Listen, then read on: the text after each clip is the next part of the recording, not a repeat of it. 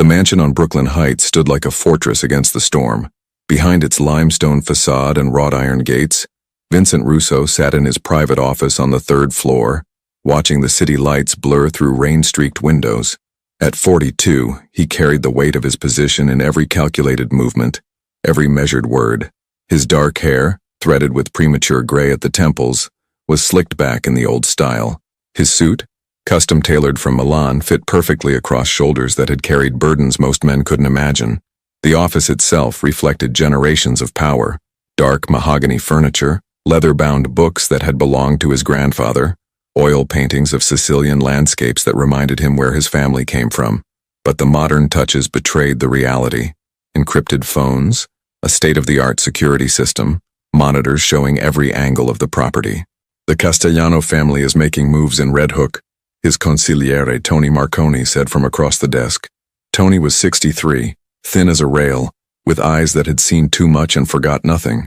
He'd served Vincent's father, and now served the son with the same quiet efficiency. They're being subtle about it, but our people are reporting increased activity. They want your shipping routes. Vincent didn't respond immediately. He'd learned long ago that silence was often more powerful than words. He picked up the crystal tumbler of whiskey, single malt, aged 20 years, and took a small sip. The amber liquid burned pleasantly, a reminder that some things were worth the wait. "How many of our operations have been compromised?" Vincent finally asked, his voice low and controlled. He spoke like a man who'd attended business schools and boardrooms, not back alleys. Education had been his father's gift to him. Harvard Business School before he was brought into the family business. The legitimate degree made the illegitimate empire run smoother. 3 warehouses, 2 distribution points. They're probing, testing our response time. Tony slid a folder across the desk. But that's not what concerns me most. Vincent opened the folder. Inside were surveillance photos, financial reports, and a background check on someone he'd never heard of. Emma Clark, he read aloud. Who is she? Marco's new English teacher at St. Catherine's Academy. Vincent's jaw tightened at the mention of his son. Marco was 8 years old, bright, sensitive, still grieving the loss of his mother 2 years ago.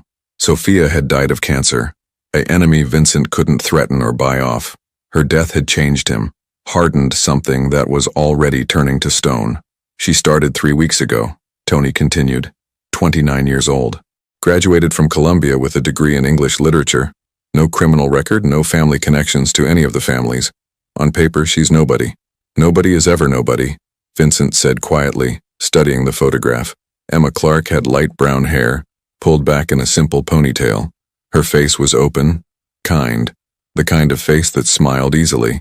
She wore a simple cardigan and jeans in the photo, taken outside the school. Everything about her screamed ordinary, harmless, forgettable, which was exactly what made her dangerous. "Why are you showing me this?" Vincent asked, though he already knew. "Because Marco talks about her constantly, because she stays late helping students, because she lives in a modest apartment in Queens and drives a 10-year-old Honda, because her social media is minimal, a few photos, basic information, nothing deep." Tony leaned forward. "Vincent, the FBI has been using civilian covers for years. Teachers, nurses, accountants, people who can get close to families, build trust, gather information." Vincent set down his glass with deliberate care. "You think she's federal? I think she's too perfect, too clean, too interested in your son." Tony's voice dropped. 3 weeks ago we lost 2 shipments to police raids. Arrests were made with precision. They knew exactly where to be and when. Someone's feeding them information. And now there's a new teacher who appeared out of nowhere befriending your boy.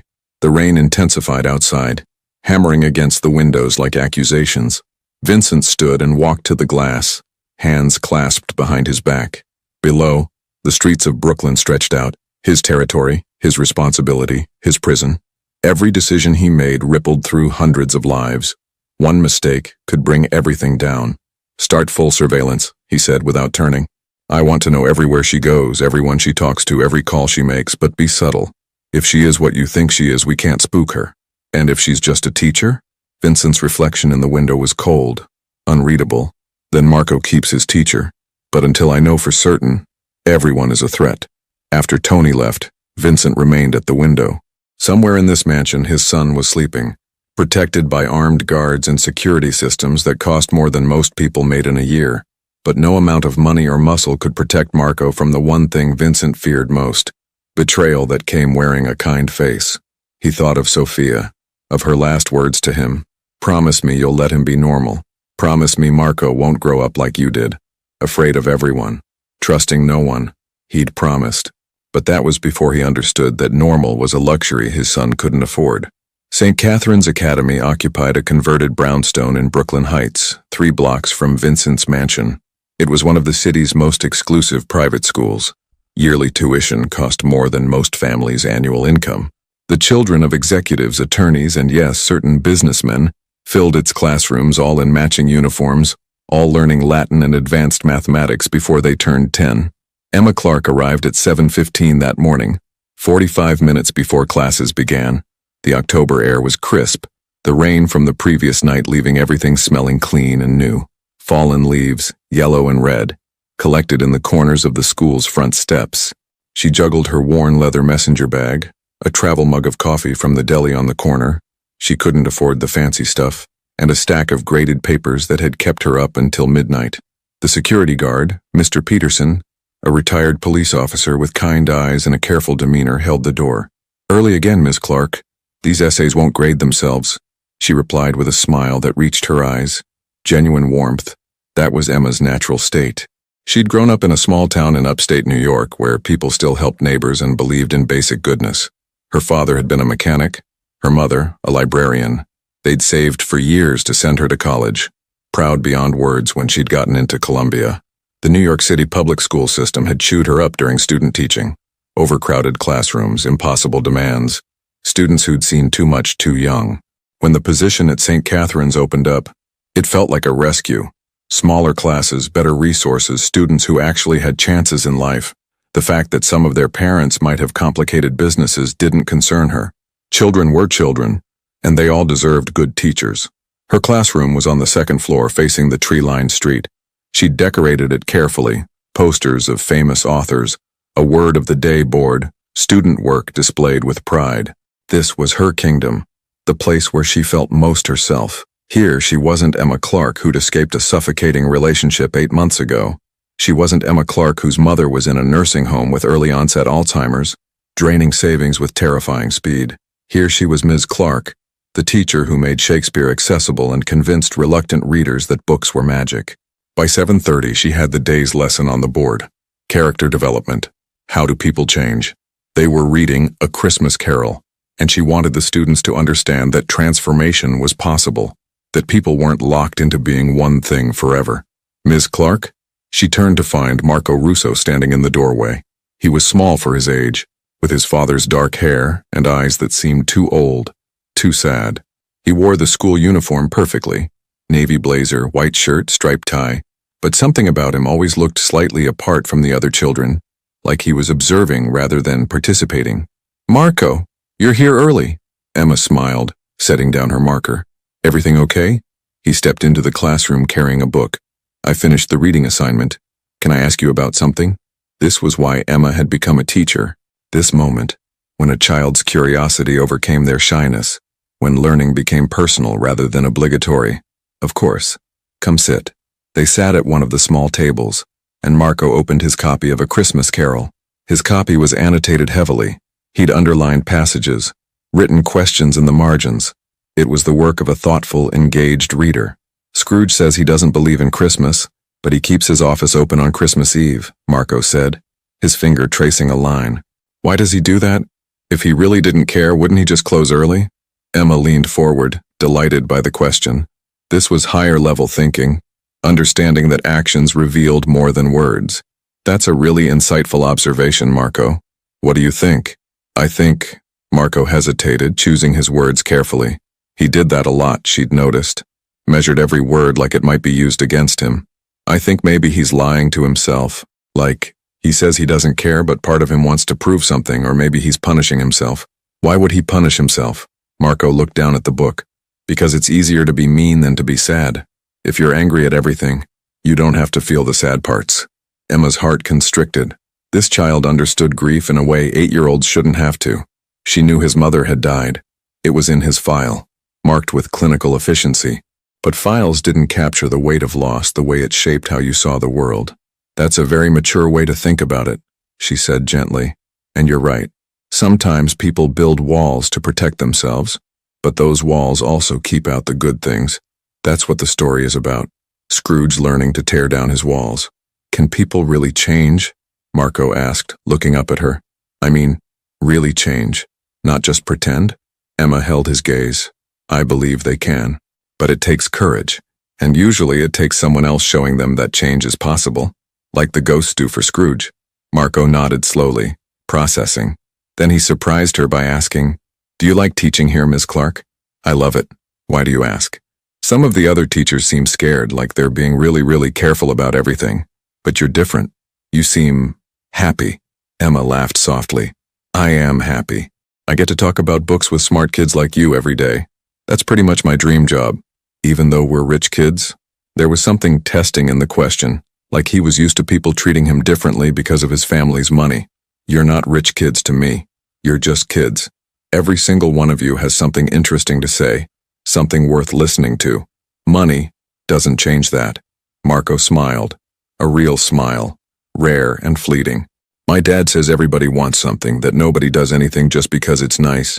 Emma felt a chill that had nothing to do with the morning air. What do you think? I think, Marco closed his book carefully. I think you're nice because you actually are nice. Not because you want something. That's very kind of you to say. Other students began arriving, their voices echoing in the hallway. Marco stood, gathering his things. Thanks for explaining about Scrooge, Ms. Clark. Any time, Marco. That's what I'm here for. As he left, Emma felt a pang of concern. Marco was too guarded, too careful, too aware that the world might not be safe.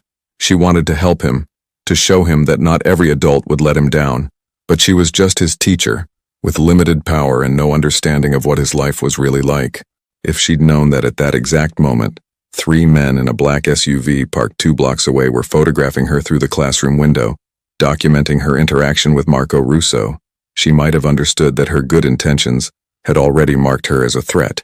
Vincent's office at his legitimate business, a high-rise in Lower Manhattan, had floor-to-ceiling windows overlooking the Hudson River.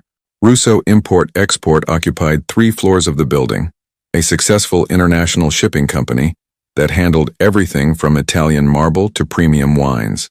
On paper, it was completely legal.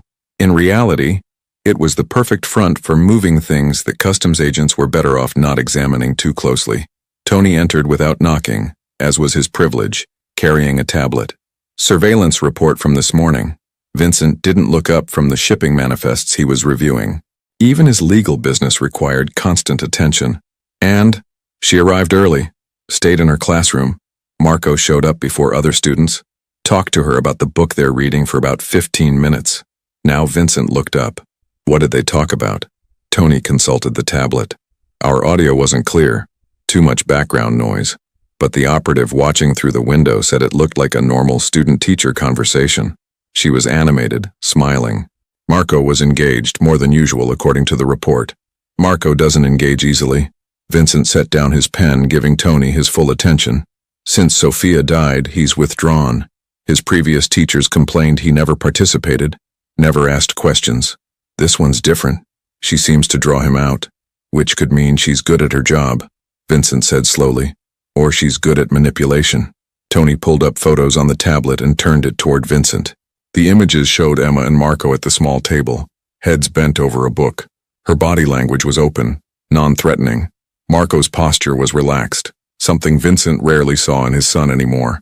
Look at this one, Tony said, swiping to another photo. She's laughing at something he said. Genuine reaction, not forced.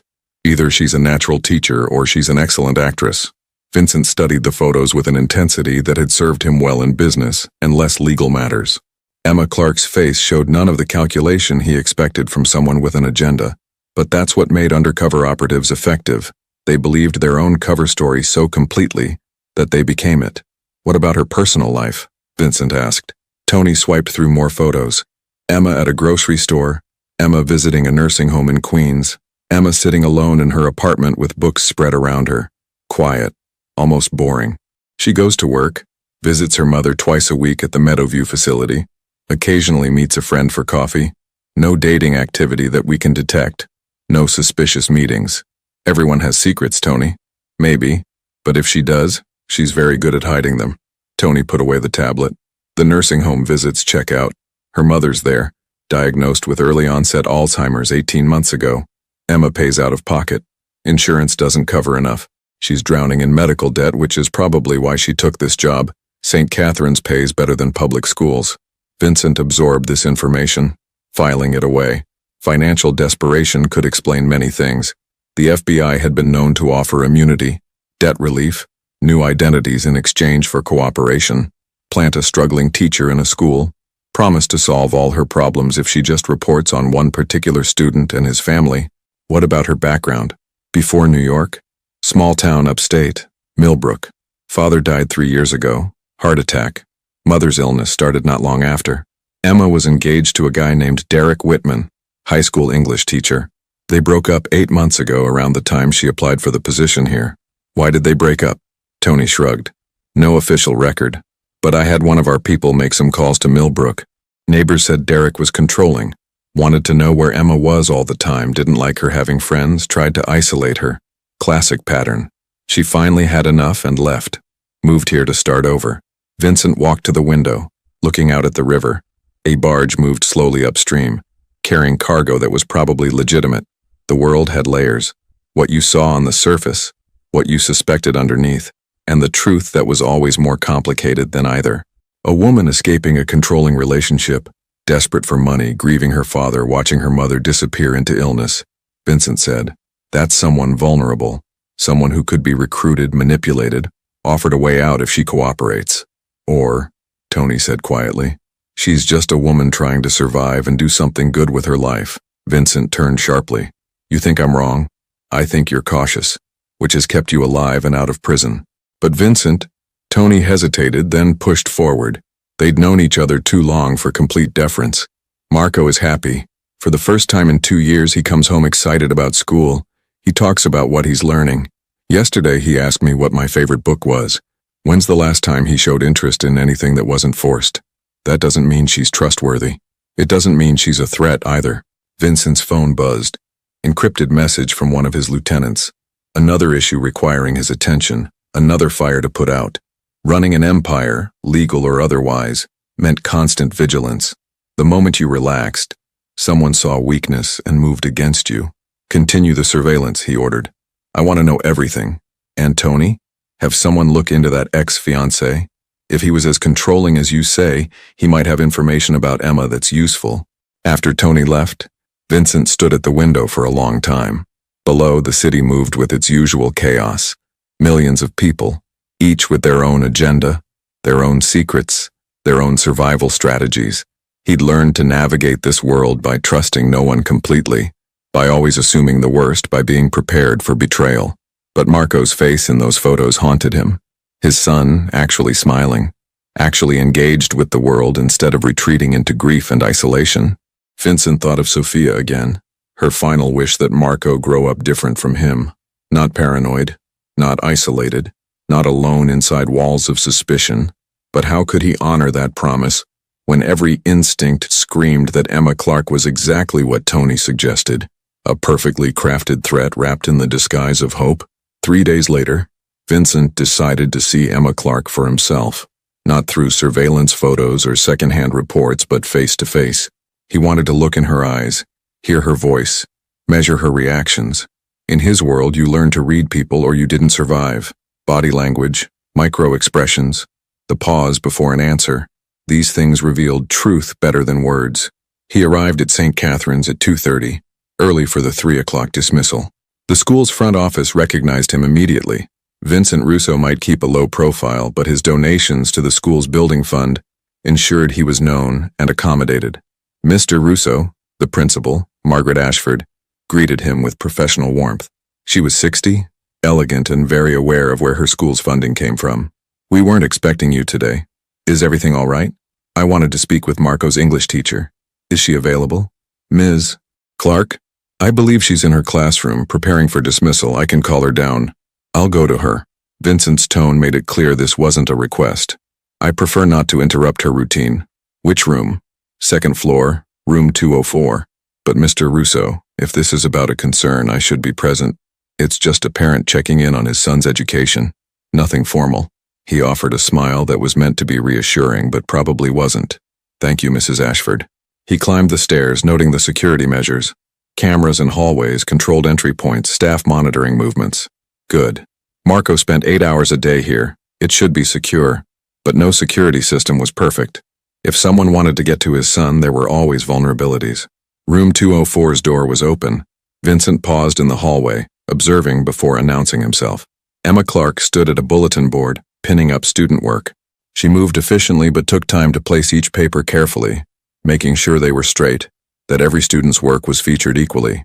Her outfit was simple: dark slacks, a cream-colored blouse, a cardigan against the autumn chill, no jewelry except small earrings, practical shoes. Everything about her appearance said, teacher, professional but approachable. What struck him was her expression.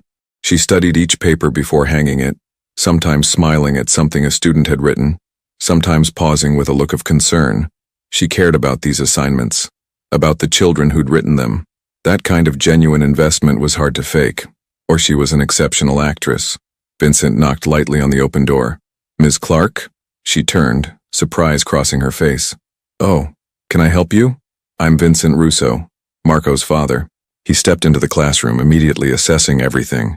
Exits, sightlines, potential threats. Old habits. Emma's face lit up with recognition and pleasure. Mr. Russo, it's wonderful to finally meet you. Marco is such a bright student. I've been hoping to connect with you about his progress. She extended her hand. Vincent shook it. Firm grip. Direct eye contact. No nervousness. Either she had no idea who he really was, or she was extraordinarily composed.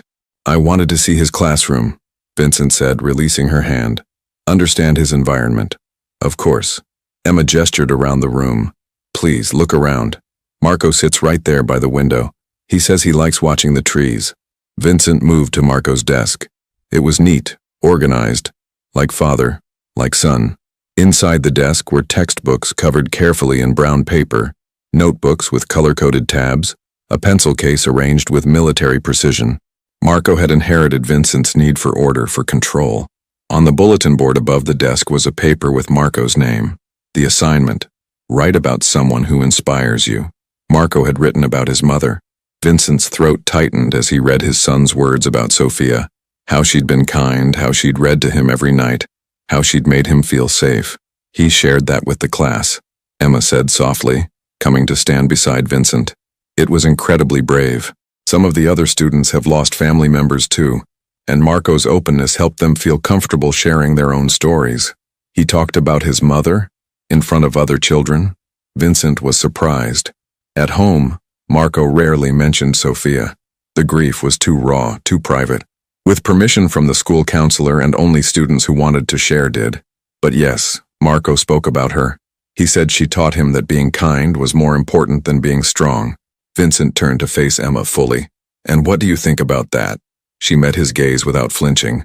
I think his mother sounds like she was a remarkable woman, and I think Marco is lucky to have had her, even though he lost her too soon. But you disagree with what she taught him? It wasn't a question. Emma tilted her head, considering. I think kindness and strength aren't opposites. I think the strongest people I've ever known were also the kindest. It takes real courage to be vulnerable, to care about others when the world can be harsh. The world is harsh, Ms. Clark, especially for children who've lost their mothers. People take advantage of vulnerability. Some people do, Emma agreed. But teaching Marco to be closed off, to trust no one, to see threats everywhere, that's not protection. That's just a different kind of loss. The directness surprised him. Most people, especially those who knew or suspected his position, were careful around him. They measured words, avoided confrontation, told him what they thought he wanted to hear. Emma Clark spoke like someone who believed in what she was saying. Consequences be damned. You've known my son for 3 weeks, Vincent said, his voice cooling. I've raised him for 8 years. I think I know what's best for him. I'm not challenging that, Mr. Russo. Emma's tone remained respectful but firm. You're his father. Your love for him is obvious, in how carefully he's cared for, in the security measures you've taken, in the education you're providing.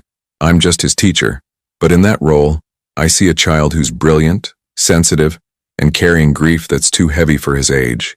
My job is to create a space where he feels safe enough to learn, to grow, to be a kid. Vincent studied her intently. And you think you can do that? I'm trying to. And I think it's working. Marco is participating in class, asking questions, connecting with other students. That's progress. Or it's manipulation. Building trust so you can gather information. Emma's forehead creased in confusion. I'm sorry, what? Vincent let the silence stretch, watching her reaction.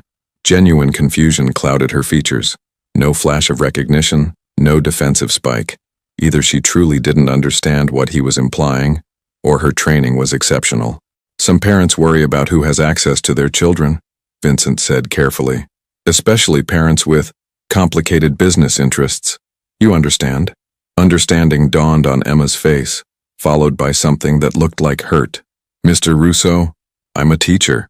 I don't have any interest in your business, complicated or otherwise. I care about Marco because he's my student and he deserves a teacher who sees him as a person, not as an extension of his family name or whatever his father does for a living.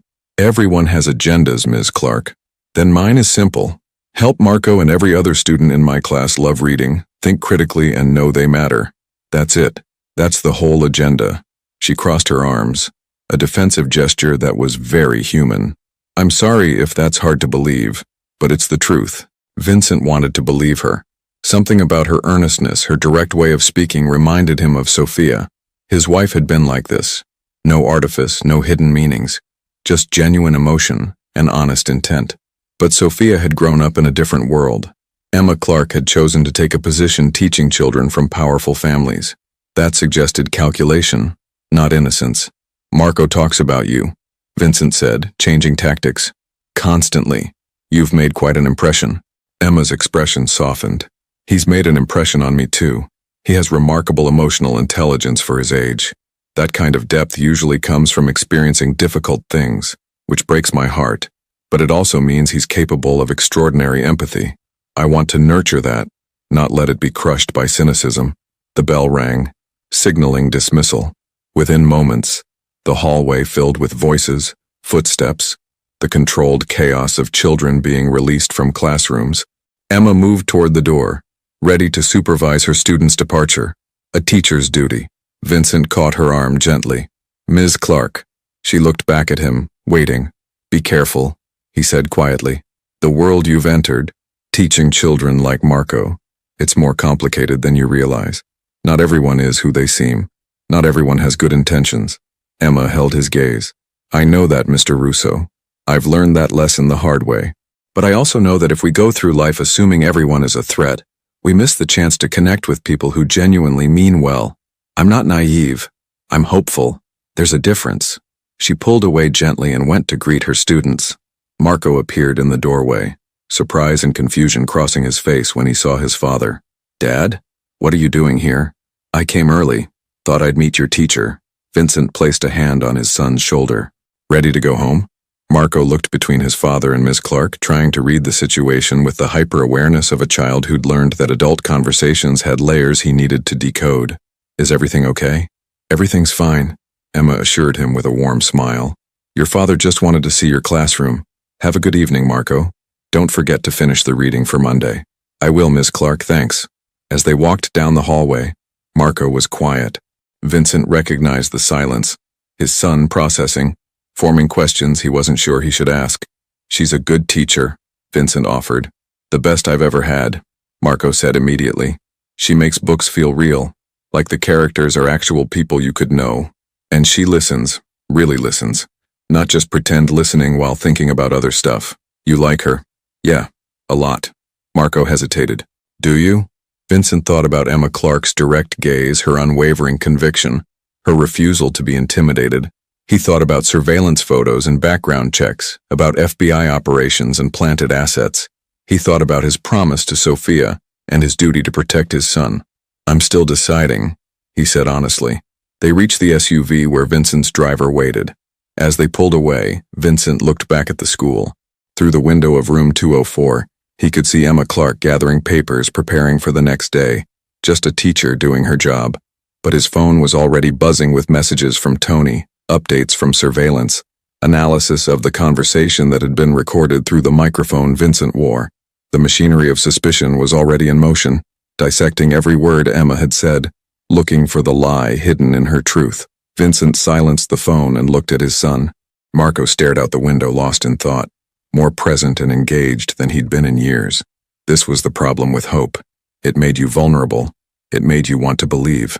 And in Vincent's world, belief could get you killed. The week following Vincent's visit to St. Catherine's Academy unfolded with methodical precision. Tony Marconi coordinated the surveillance operation like a military campaign. Rotating teams, multiple observation points, electronic monitoring that stopped just short of illegal wiretapping. They couldn't bug Emma's apartment or phone without risking exposure, but they could follow her, photograph her, document every moment of her carefully ordinary life. The surveillance logs accumulated on Vincent's desk like evidence in a trial. He read them each evening after Marco went to bed, searching for the crack in Emma Clark's facade, the moment when the mask would slip and reveal her true purpose. Monday, 7:15 a.m. Subject departed residence Queens. Stopped at Corner Deli, purchased coffee and bagel. Arrived St. Catherine's 7:42 a.m. No suspicious contacts. Monday, 3:45 p.m. Subject remained after dismissal, grading papers in classroom. Departed 5:20 p.m. Drove directly to Meadowview Nursing Facility, Queens. Visited patient in room 237. Confirmed. Eleanor Clark, subject's mother. Duration, 1 hour, 15 minutes. Monday, 7:10 p.m. Subject stopped at grocery store. Purchased bread, eggs, pasta, vegetables, generic brands. Total expenditure, $43.67. Returned to residence, no further activity. Vincent studied the grocery receipt that his team had photographed. Generic brands, careful budgeting. The pasta was on sale. She'd bought 3 boxes to save money. This was either an elaborate cover story or the reality of a woman struggling financially. He pulled up the surveillance photos from the nursing home visit. Emma sat beside her mother's bed, holding the older woman's hand. Eleanor Clark's face was vacant, the cruel emptiness of Alzheimer's evident even through a camera lens. Emma spoke to her mother with patient gentleness, showing her photographs, reading aloud from a book. Her mother didn't seem to recognize her, but Emma continued anyway, maintaining connection to someone who no longer knew who she was. The photo that struck Vincent most showed Emma in profile, her face unguarded. Tears streaked her cheeks, but she was smiling, laughing at something she'd just read. Grief and love coexisted in her expression, the complex emotional reality of losing someone in slow motion. Tony entered the office without knocking, carrying his ever-present tablet. Tuesday's report. Anything unusual? That depends on your definition of unusual. Tony settled into the leather chair across from Vincent's desk. She volunteers at a homeless shelter on Tuesday nights. Has been doing it for the past month. Serves meals, talks with people, helps organize donations. Vincent leaned back. Homeless shelter. Perfect place to make contacts, pass information, meet handlers without attracting attention. Or she's genuinely charitable. Tony pulled up photos on the tablet. Look at these. The images showed Emma at St. Anthony's shelter in Brooklyn, wearing jeans and a faded sweatshirt, her hair pulled back in a practical ponytail. She served food with a smile, sat at tables talking with homeless men and women, played with a few children whose families had nowhere else to go. Her body language was relaxed, natural. She wasn't performing for anyone. Watch this, Tony said, playing a video clip. The footage showed Emma crouching beside an elderly homeless man, listening intently as he spoke. She laughed at something he said, squeezed his shoulder with genuine affection, then stood and brought him an extra portion of food. The man's face, weathered and hard, softened into something approaching hope. That's Miguel Rodriguez, Tony explained. Former construction worker. Lost everything when his wife died and medical bills piled up. Lives on the streets now. Been coming to St. Anthony's for 3 years. I had one of our people talk to the shelter coordinator. Emma befriended Miguel her first week volunteering. Brings him books because he mentioned he used to love reading. Last week, she helped him get an ID so he could apply for social services. Vincent watched the video loop. Emma's kindness appeared completely authentic. No cameras she knew about, no audience to perform for, just human compassion expressed in small, meaningful ways. What about her financial situation? Vincent asked. Tony pulled up bank records, obtained through methods that were technically illegal but practically necessary. She's drowning. Student loans from Colombia. Her mother's nursing home costs about $6,000 a month and insurance covers barely half. Emma pays the difference out of pocket. She's maxed out 2 credit cards and is behind on a third. Her checking account currently has $847. She gets paid Friday and most of that will go to the nursing home. Vincent studied the numbers. Financial desperation was motive. The FBI could offer to eliminate her debt in exchange for cooperation. But if she was federal, they'd also provide her with expense money to maintain her cover. Emma's accounts showed no unexplained deposits, no sudden influx of cash. What about the ex-fiancé, Derek Whitman? Tony's expression darkened. Now that's interesting. I had someone dig deeper. Derek Whitman is still teaching in Millbrook, still living in the house he shared with Emma. He's also facing allegations from 2 female students about inappropriate behavior. Nothing proven. Investigations ongoing. But there's a pattern. Controlling relationships, crossing boundaries, problems with authority. Does Emma know about the allegations? They came out after she left. But we found emails. Tony pulled up screenshots on his tablet. Derek sent her 47 emails in the first 3 months after she left. Started apologetic, turned angry, ended threatening. Look at this one from June. Vincent read the email. Emma, you think you can just leave and start over? You think New York will save you? You're making a mistake. You need me. Without me, you're going to fail. You'll come crawling back and I'll decide if I want to take you back. You owe me after everything I did for you. Charming, Vincent said flatly. She blocked him after that one, changed her phone number, filed a police report in Millbrook for harassment, though nothing came of it. The guy's a classic abuser, insecure, controlling, threatened by Emma's independence. Vincent closed the file. Another piece of Emma's story that checked out. A woman escaping abuse, starting over in a new city, trying to build a life while caring for a dying mother and teaching children who needed her. It was a narrative that made sense. But narratives could be constructed. The FBI was patient, thorough. They could build a background so detailed, so consistent, that it became indistinguishable from reality. Wednesday surveillance? Vincent prompted. She went to a bookstore after work, the Strand downtown. Spent 90 minutes browsing, bought 3 books with a credit card. All teaching resources, nothing personal. Then she met a friend for coffee, Julia Martinez, high school friend from Millbrook, now works as a nurse at Mount Sinai. They talked about Julia's upcoming wedding, Emma's money troubles, and her concerns about her mother's declining condition. No mention of Marco, the school, or anything remotely connected to you. Vincent absorbed this. You're sure the friend isn't part of the operation? Julia Martinez has been a nurse for 6 years, pays taxes, has a fiancé who's a paramedic. Her background is clean and completely separate from Emma's current situation. If she's federal, she's the deepest plant I've ever seen, and that seems excessive for one target. What did Emma say about her mother? Tony consulted his notes. She's worried the nursing home isn't providing adequate care. Her mother's losing weight, seems more confused. Emma's considering moving her to a better facility, but it costs $9,000 a month, completely out of reach financially. She told Julia she might need to get a second job tutoring on weekends. Vincent stood and walked to the window.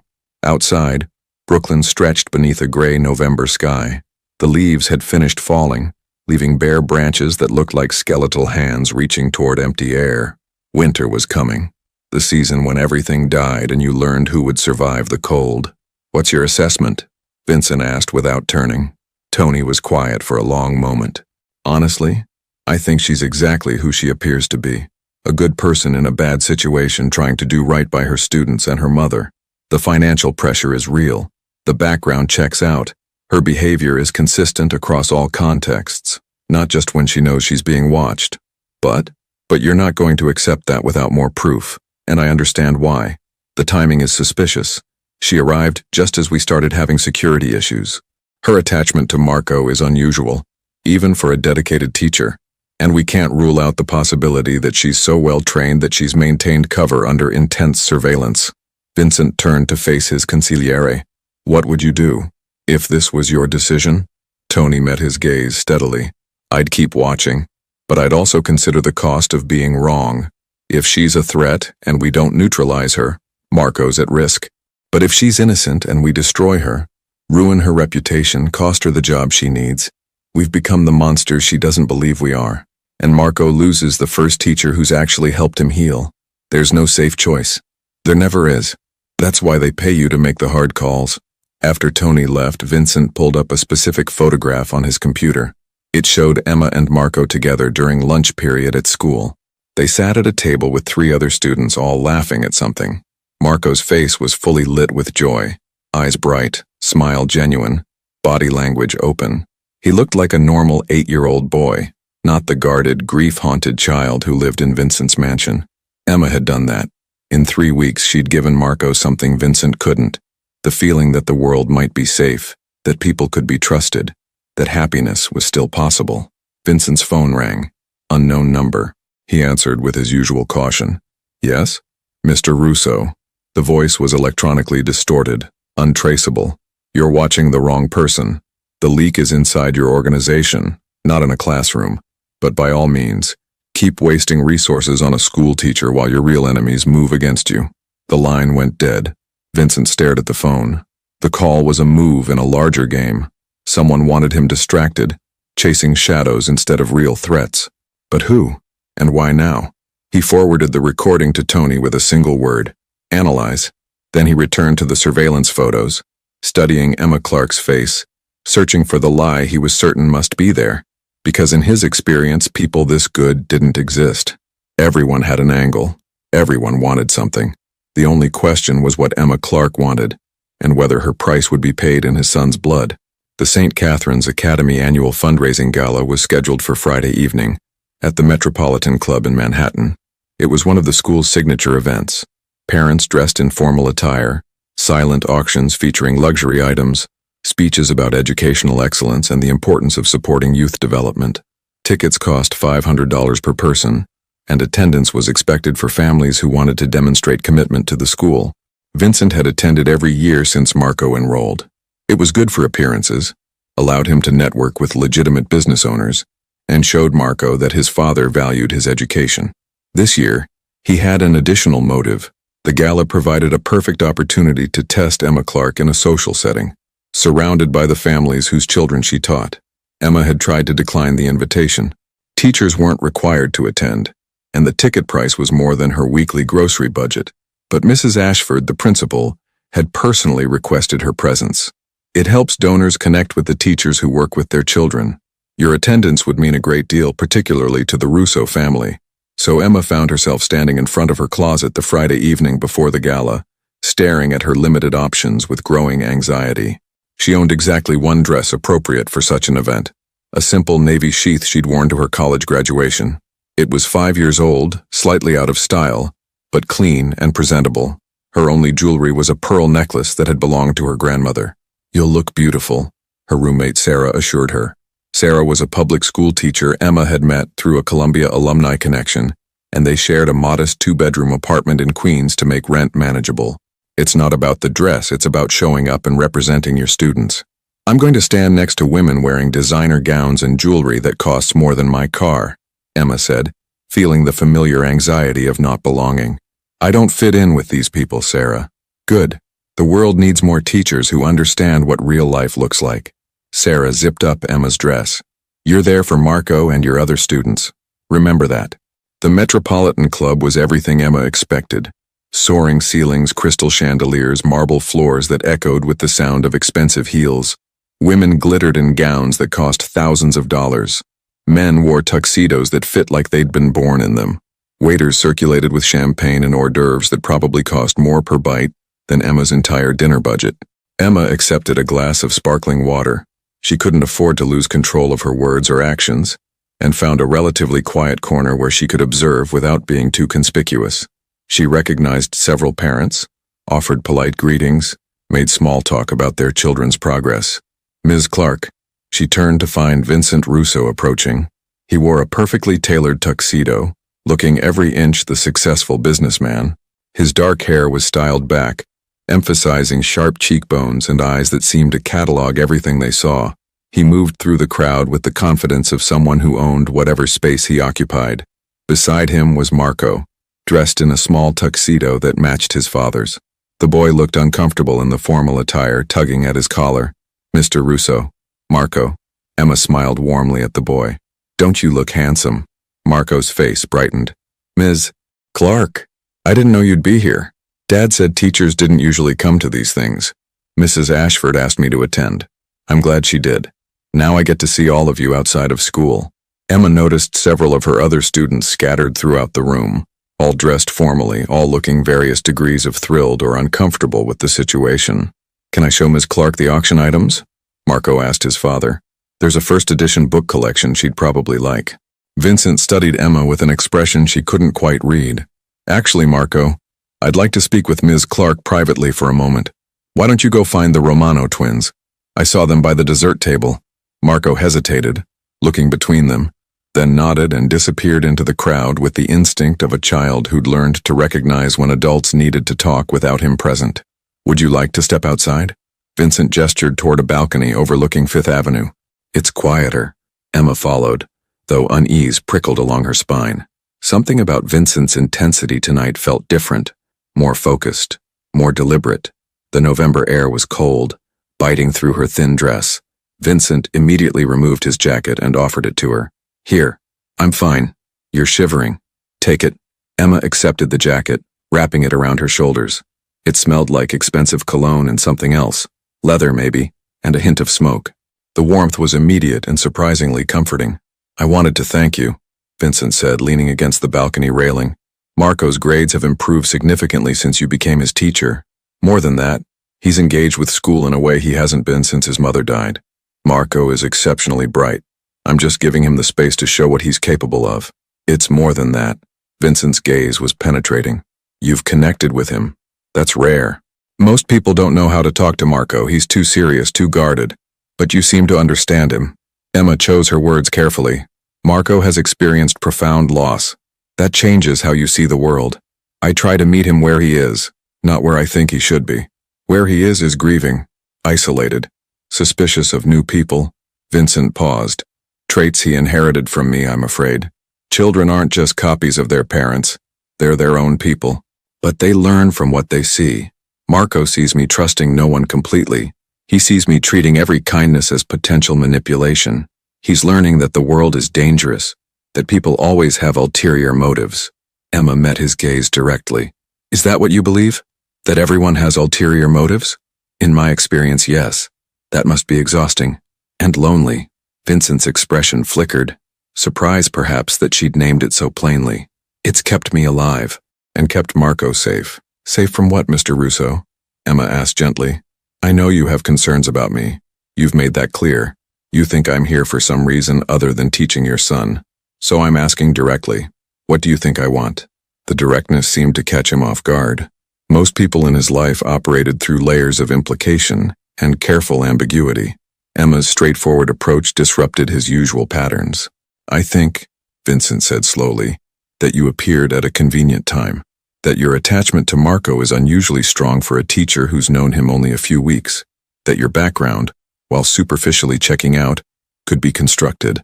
And that if someone wanted to get close to my family, a sympathetic teacher would be an excellent cover. Emma absorbed this without flinching. You think I'm working for someone? Police? FBI? Among other possibilities.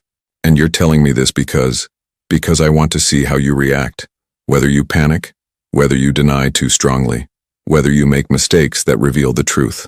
Emma was quiet for a long moment, processing. Then she handed back his jacket. Mr. Russo, I understand that you live in a world I probably can't fully comprehend. Whatever your business involves, it's clearly dangerous enough that you view everyone as a potential threat. I can't change that perspective because I don't have the experiences that formed it. She moved toward the door back inside, then paused. But I can tell you this, and you can believe it or not. I'm a teacher. I graduated with $80,000 in student loans to do a job that pays $52,000 a year, because I genuinely believe education matters. I took this position because I needed better pay to help care for my mother, who has Alzheimer's, and doesn't remember my name most days. I stay late grading papers because I want my students to know their work matters. I volunteer at a homeless shelter because my father taught me that we're obligated to help people who have less than we do. She looked at him with eyes that held no guile, only weary honesty. I like Marco because he's a kind, thoughtful child who deserves a teacher who sees his potential instead of his grief. If that makes me suspicious in your world, I'm sorry, but I won't apologize for caring about your son. That's what teachers do. Vincent watched her walk back inside, leaving him alone on the balcony. The cold air bit at his exposed skin without his jacket, but he barely noticed. Emma Clark had just been handed every reason to be angry, defensive, to quit her position and walk away from the complication he represented. Instead, she'd been honest, vulnerable, had named her reality without shame or apology. Either she was telling the truth or she was the most skilled operative he'd ever encountered. He pulled out his phone and texted Tony, "She's either clean or better than anyone we've dealt with. I still can't tell which." The response came seconds later. "We picked up chatter. The Castellanos are planning something major. The phone call you received was traced to a burner linked to their operations. They wanted you distracted." Vincent's blood ran cold. While he'd been watching Emma Clark, real threats had been moving into position. He'd been so focused on potential betrayal from inside his son's school that he'd missed the actual danger gathering in the shadows. He went back inside, scanning the crowd for Marco. His son was exactly where Vincent had last seen him, laughing with the Romano twins over something on a phone. Safe, unaware. But for how long? The Saturday morning after the gala, Marco sat in his father's study, ostensibly doing homework, but mostly thinking about the previous evening. His father's study was a place of dark wood and leather, of books and locked cabinets that Marco knew better than to explore. It smelled like his father, cologne and coffee and something else. Something heavy that Marco associated with serious conversations and decisions that couldn't be taken back. Vincent worked at his desk, reviewing documents that Marco wasn't allowed to see. The silence between them was comfortable. They'd learned to exist in the same space without needing to fill every moment with words. But today, Marco had questions. "Dad?" Vincent looked up immediately. His father always gave him full attention when Marco spoke. That was something Marco appreciated, even when it made him nervous.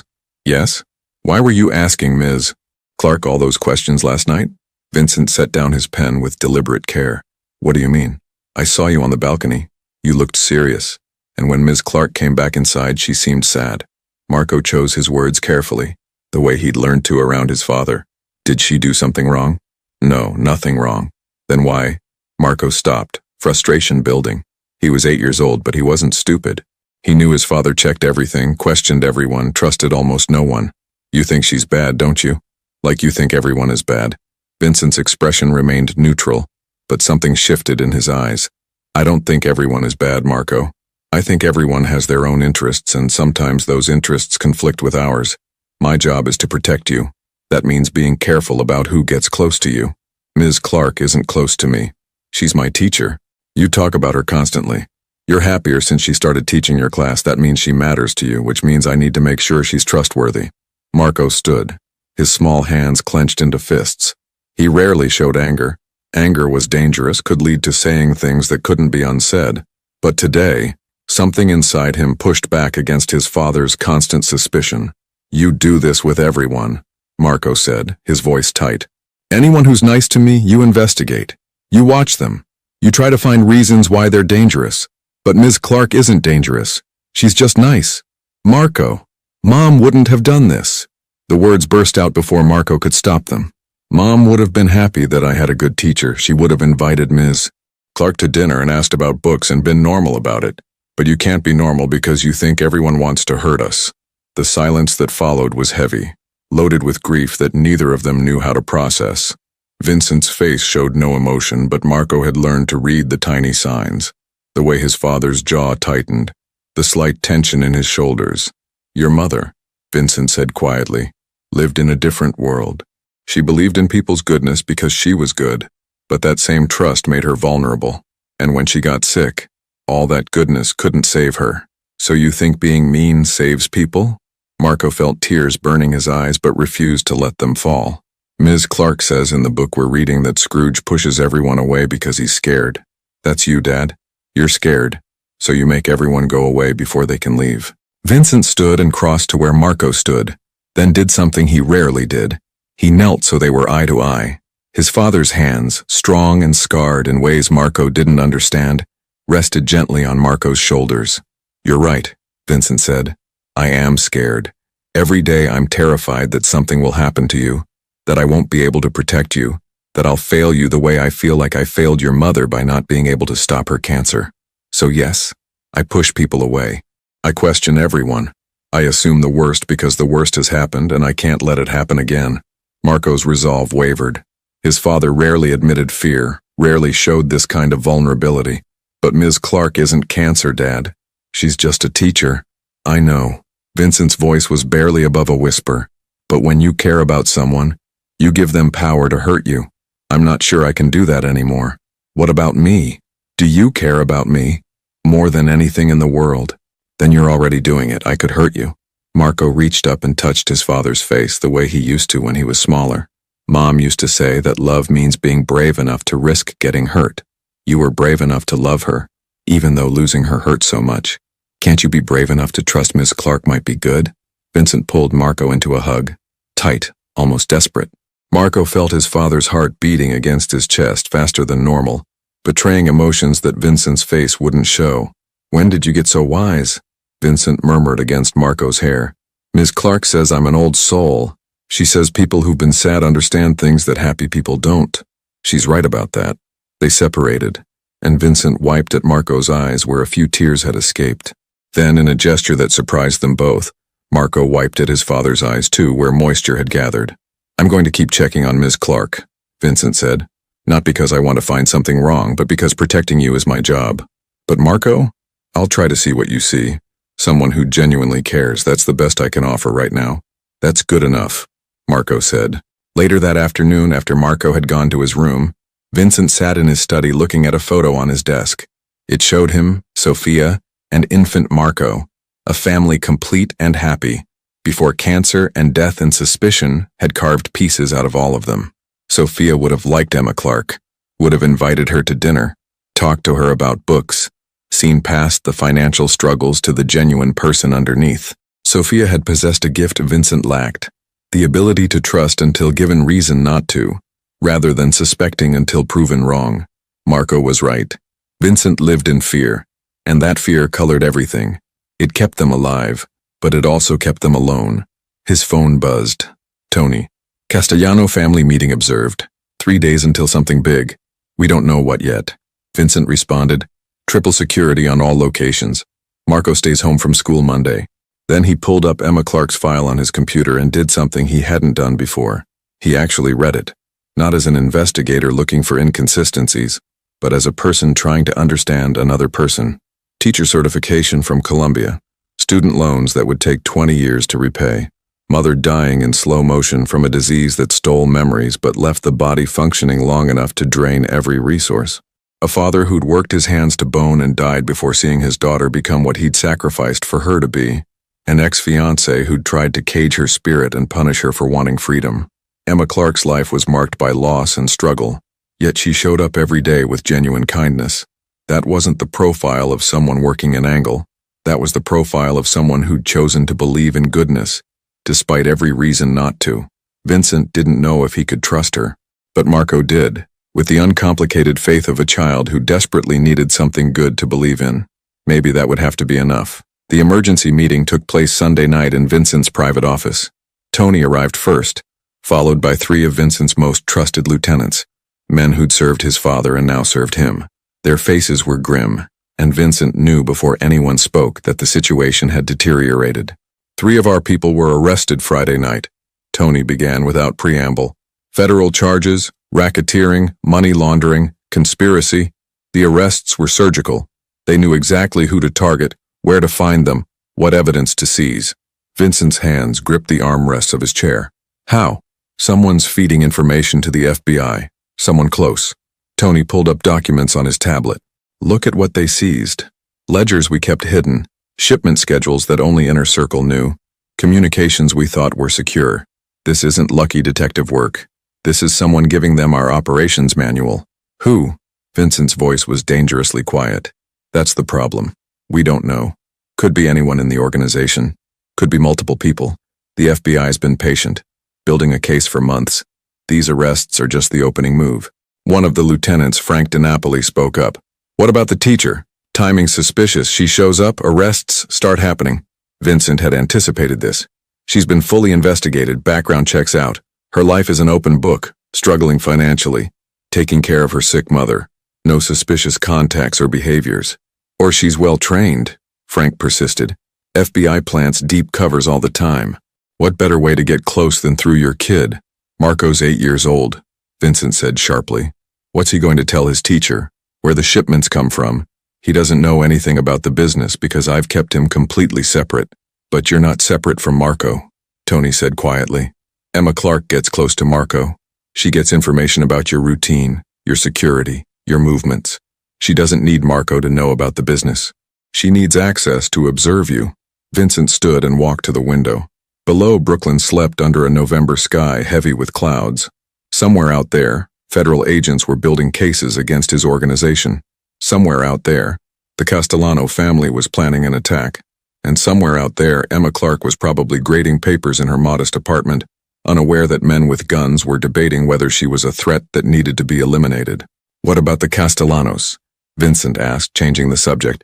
Tony's expression darkened further. That phone call you received, the one warning you that the leak was inside your organization? It came from them.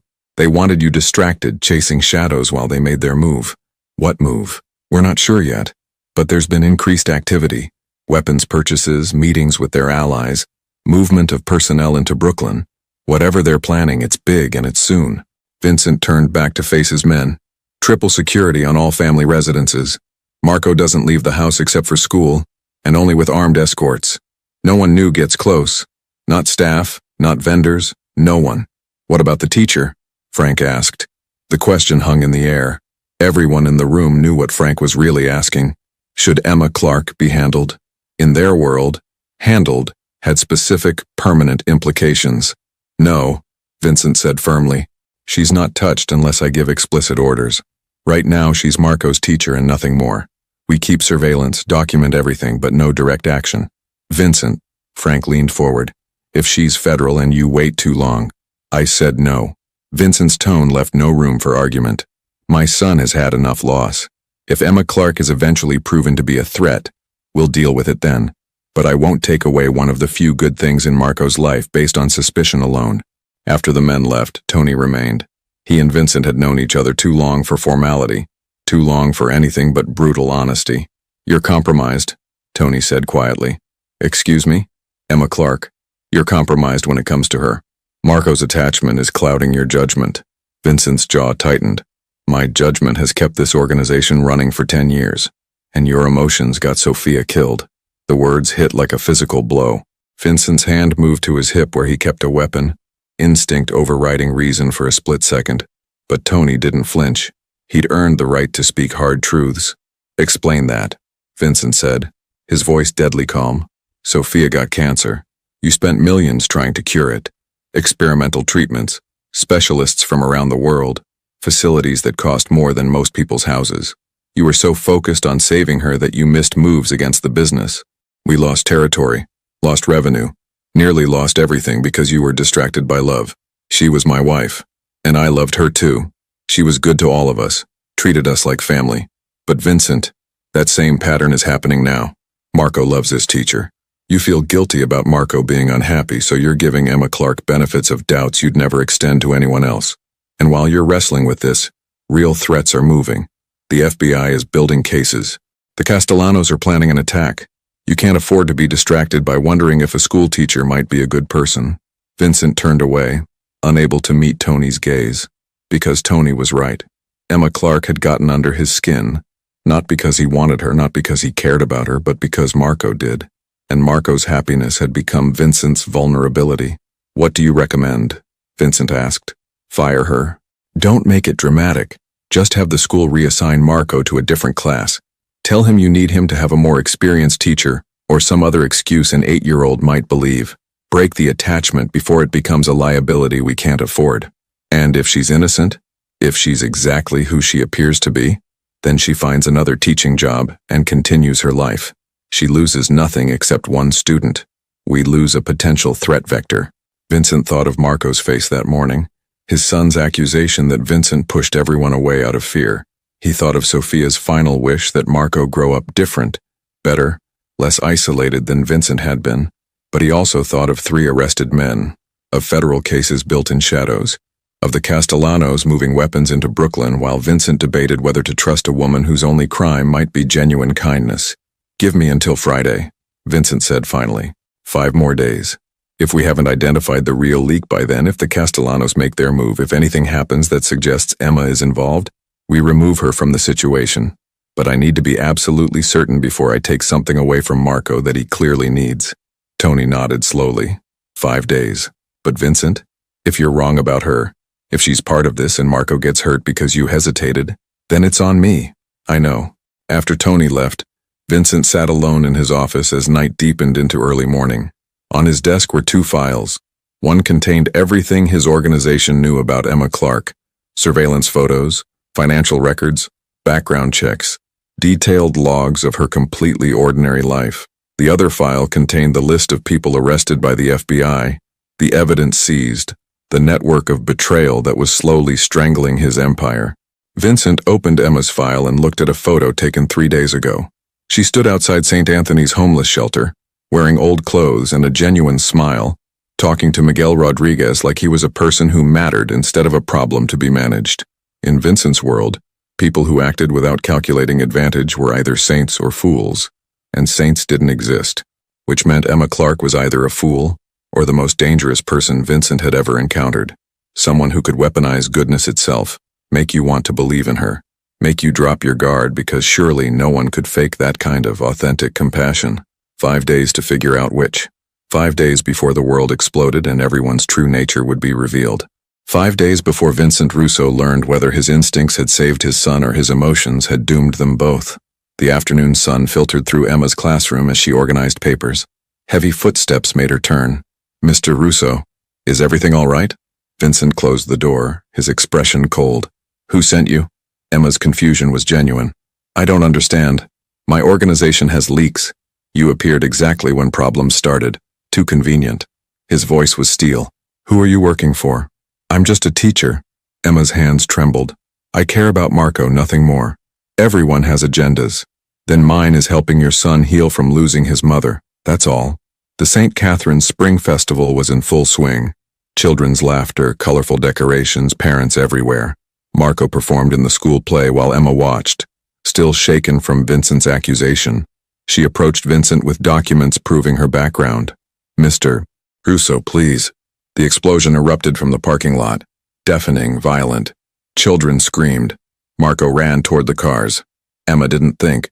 She sprinted, tackled Marco, covered his small body with hers as the blast wave hit. Pain exploded through her back. Debris rained down. She held Marco tighter, shielding him from the fire and chaos. Vincent's world moved in slow motion, watching this woman, this suspected spy, sacrifice herself for his son. Everything he believed shattered in that moment. The hospital room smelled of antiseptic and regret. Emma lay unconscious, bandages covering her injuries, broken ribs, concussion, lacerations. She'd absorbed the blast meant for Marco. Vincent sat beside her bed, his son sleeping in a chair nearby. For the first time in years, his hands shook. "She saved him," he whispered to the empty room. "I accused her, threatened her, and she still." When Emma woke, her first words were, "Is Marco okay?" Vincent's carefully constructed walls crumbled. "He's fine. Because of you. I'm his teacher. That's what we do." "No." Vincent's voice broke. "What you did, that was love. I'm sorry. I was so convinced everyone was a threat that I couldn't see someone genuinely good standing right in front of me." Emma's eyes held understanding, not anger. "You were protecting your son. I get it now. Your world, the dangers. I just wish you'd trusted me sooner. I don't know how to trust anymore. Maybe it's time to learn." 2 months later, Emma returned to teaching part-time. Her physical scars healed, but something deeper had changed. She understood Vincent's world without being part of it. Vincent visited regularly, always with Marco, their conversations growing easier, more honest. He helped with her mother's medical bills despite Emma's protests. "You saved my son's life. Let me help you save hers." On a spring afternoon, they stood together watching Marco play with classmates. The boy laughed freely now, no longer carrying the weight of isolation. "I was wrong about you," Vincent said quietly. "You were scared. There's a difference. Can I ask you something?" He turned to face her.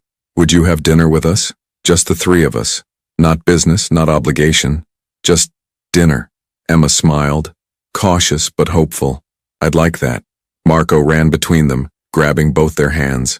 For the first time, Vincent allowed himself to imagine a future where walls came down, where trust was possible, where his son might grow up knowing that goodness existed. Emma had proven it with her sacrifice. Now Vincent would prove he could learn from it. Against the New York skyline, three figures stood together, broken pieces forming something stronger than what came before. Redemption wasn't instant, but it was possible, and that was enough to begin. The hospital room smelled of antiseptic and regret. Emma lay unconscious, bandages covering her injuries. Broken ribs, concussion, lacerations. She'd absorbed the blast meant for Marco. Vincent sat beside her bed, his son sleeping in a chair nearby. For the first time in years, his hands shook. She saved him, he whispered to the empty room. I accused her, threatened her, and she still. When Emma woke, her first words were, "Is Marco okay?" Vincent's carefully constructed walls crumbled. He's fine. Because of you. I'm his teacher. That's what we do. No. Vincent's voice broke. What you did, that was love. I'm sorry. I was so convinced everyone was a threat that I couldn't see someone genuinely good standing right in front of me. Emma's eyes held understanding, not anger.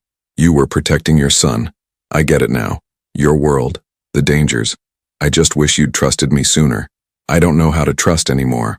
Maybe it's time to learn. 2 months later, Emma returned to teaching part-time. Her physical scars healed, but something deeper had changed. She understood Vincent's world without being part of it. Vincent visited regularly, always with Marco, their conversations growing easier, more honest. He helped with her mother's medical bills despite Emma's protests.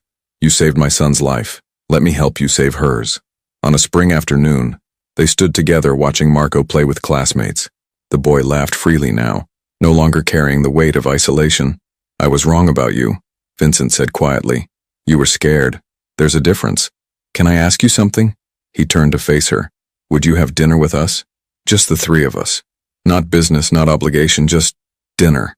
Emma smiled, cautious but hopeful. I'd like that. Marco ran between them, grabbing both their hands. For the first time, Vincent allowed himself to imagine a future where walls came down, where trust was possible, where his son might grow up knowing that goodness existed. Emma had proven it with her sacrifice. Now Vincent would prove he could learn from it. Against the New York skyline, three figures stood together, broken pieces forming something stronger than what came before. Redemption wasn't instant, but it was possible, and that was enough to begin.